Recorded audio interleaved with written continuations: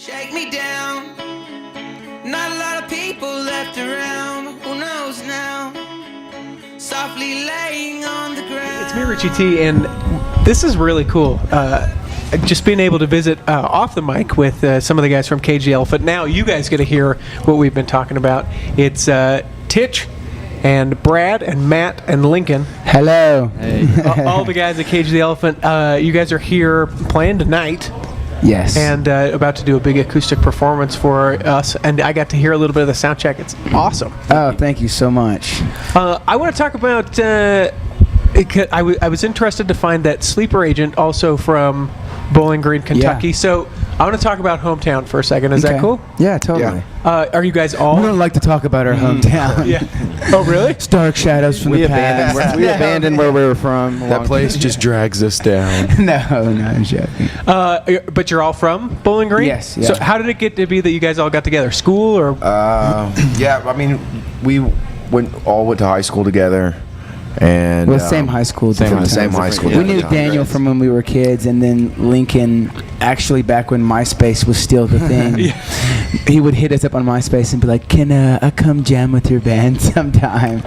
And actually we saw him at a restaurant and invited him to come out, and it was a perfect fit, he was only 15 years old when that happened. And like 6 months after that, we moved to England, and his parents had to sign over legal guardianship to us, so like we were his legal guardians while he was in we were England. perfect examples. What a super sketchy situation. I had Brad as a dad before he even had his daughter. And I was the mother. Yeah. I'm like, oh, has your father been mean to you? Come here. Get over here, boy. You're gonna get another whipping. Suckle in my bosom. Just suckle my bosom. There.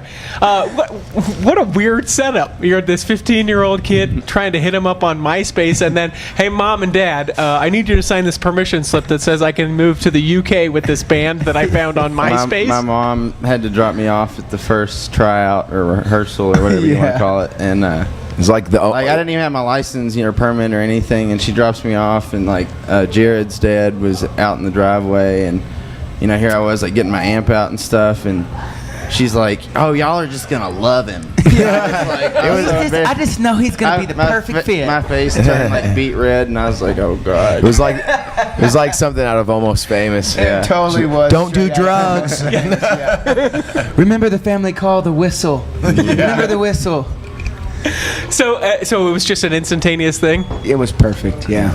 What about it? We actually, I think we wrote. No, it's just everything. feel. Yeah. Same thing with Daniel. Yeah, exactly. I think we've all been blessed to be in each other's lives musically and not and musically. friendship-wise as well.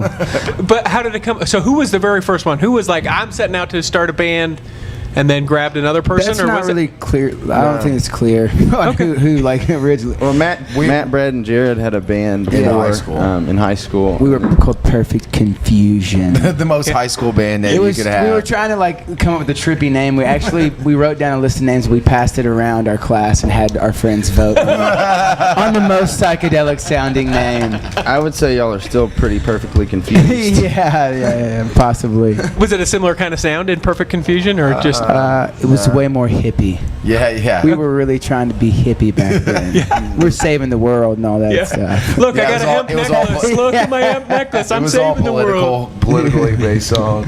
Political incorrectness. And so then you get him, and then you go across to the United Kingdom. How come? What was the choice with that? Well, can't leave out Daniel's introduction to the band. Well, Daniel, let's talk about it. See, he told me his name is Titch, and now I'm getting it. Well, it's Titch. Yeah, it is. We do call him Titch. Titch Either way. He was a guitar player, and he'd never played bass before, and had been hanging around. And one day he just shows up to the rehearsal place after our bass player quit with a bass amp and a bass guitar, and was like, "Can I join your band?"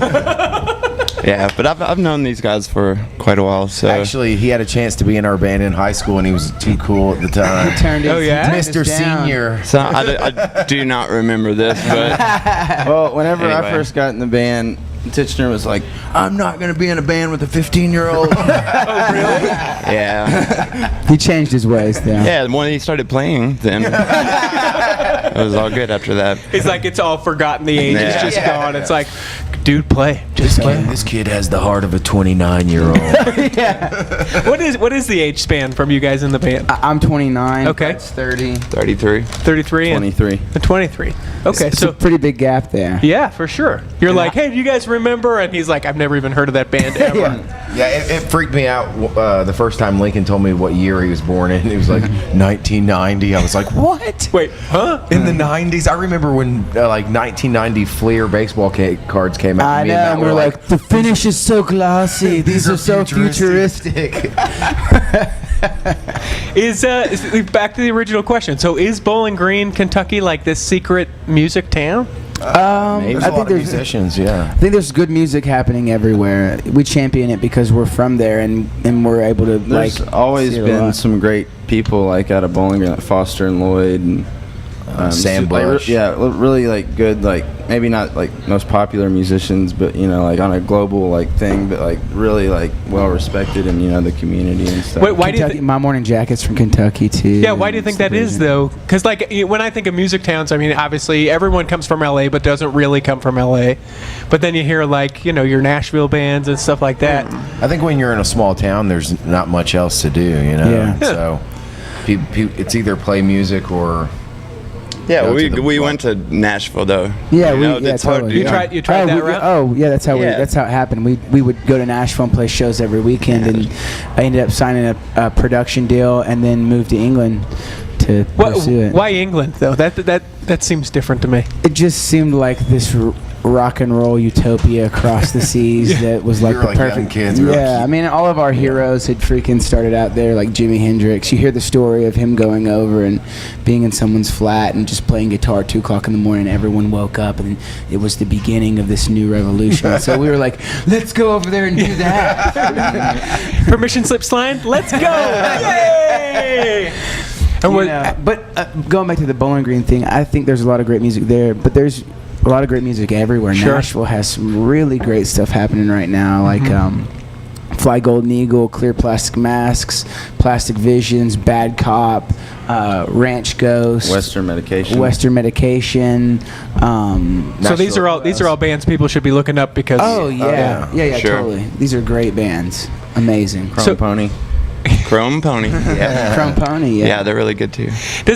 Does it seem like when I've been to Nashville one time, and I just feel like I'm surrounded by just creative awesomeness. Like I would think there would just be like this huge jam session. You go into some bar in Nashville and you're like, hey dude, from this really famous band, I'm gonna play because these guys aren't here. You want to join me? Sure. Yeah, it's some other famous guy from another band, and it's just awesome music. I think there is really a huge sense of community there, like more so now than there has been in a long time, for sure. That's cool. Yeah. So you get to the United Kingdom. It goes pretty well.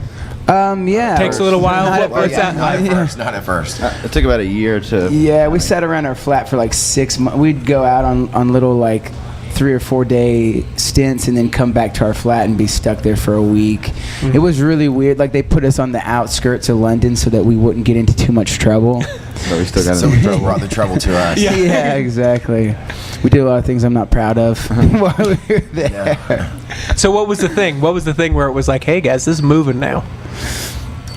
It happened live for us in England more than anything. Like here, we had a really great initial response from radio and different things like that. But in England, it really came through live shows. We just jumped on a bunch of tours, and we toured pretty solid for like 2 years. And the shows just started to grow more and more, and so cool. That's kind of how it built up over there. And then just tremendous amount of success here in the States. And, I think that I couldn't count on everyone's here's hands how many times in a day it felt like I heard Ain't No Rest for the Wicked, and it's a great That was a huge song. surprise to us. Yeah, too. totally. Because we had, like I said, we'd just come from England where the radio didn't really accept us that much. Yeah, we were kind of like the kids on the outside of the glass house, like Oliver Twist. Like, please, sir, can we come in by the fire? All the other kids are in there having fun, dancing, like, yeah, baby, it's warm in here. I remember before that record came out in the States, saying, and we were sitting on our bus in England. I was like,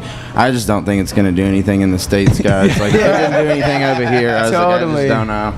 Well, because in England, it was all at the time. If you weren't in like an angular guitar kind of dancey new wave band, you weren't you weren't in the in crowd, and so there were very few punk bands that were over there, which we managed to make friends with a couple of them, which was really great to have some friends over there. But we actually tried to convince our management and our label to let us just skip the first album in the States and go straight to our second album. Yeah, Really? totally. They were like, trust us. Put out this record. Yeah, we didn't want to release it, but we it was so weird because over there it was like rock and roll and punk rock were like on the decline and so uncool, and then we came back over here and it just was like this explosion, and then now you see it teetering back over there where there's a lot of rock bands and punk music and stuff coming back up again. So. I always think it's so funny to hear the difference between the music there and the music here, because to like your family and friends, you're like, yeah, no, people here really love us, and they're like, haven't heard you on the radio. Nope. Yeah. Don't know who you get. Sure you guys are, I bet. And then you come back here and it's like, wow. Well, the cool thing though, while we were in England, was to see a lot of those like garage punk rock and roll bands like getting very little recognition, and then to see it climb up over a period of time was really cool. Like some of our friends like Let's Wrestle and other bands starting to build over time. It was a really cool thing to see.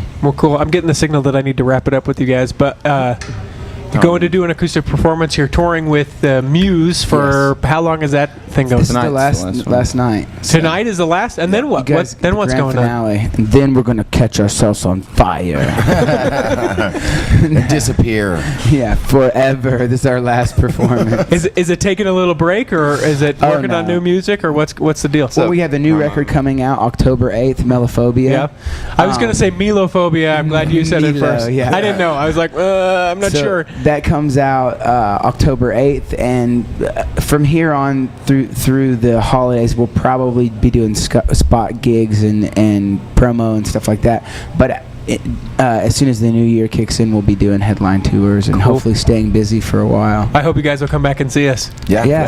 Thanks for taking some time. Check them out. I can't imagine at all that you've never heard of them. So go check it out. Come see the show tonight. Cage the Elephant. Thanks, you guys.